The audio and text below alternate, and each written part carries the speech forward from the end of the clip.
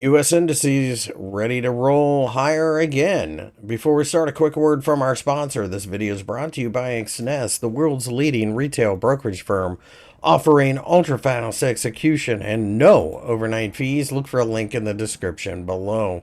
The Nasdaq 100 has rallied quite nicely in the early hours as it looks like New York will have another good day. Short-term pullbacks, I think, are buying opportunities, and therefore I think you're looking for value.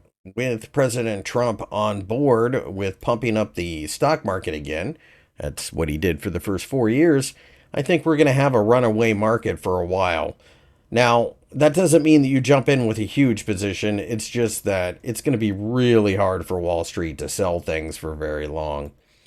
The Dow Jones 30 continues to rip higher and is one of the better performing indices over the last couple of days. I think at this point we are getting a little overdone, so a pullback could come, but that pullback is going to end up being a buying opportunity.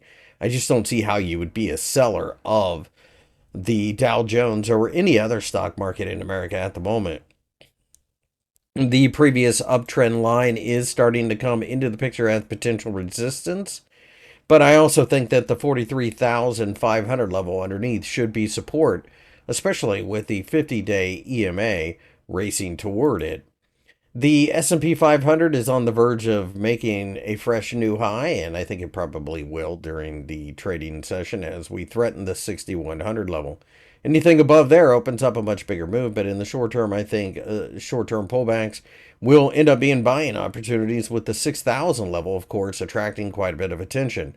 The S&P 500 had been in a long-term gentle uptrend until basically Christmas, and since then we've just kind of gone sideways, which that's fine. We had to work off some of our excess froth, but now it looks like we are ready to continue going higher as the market is most decidedly bullish.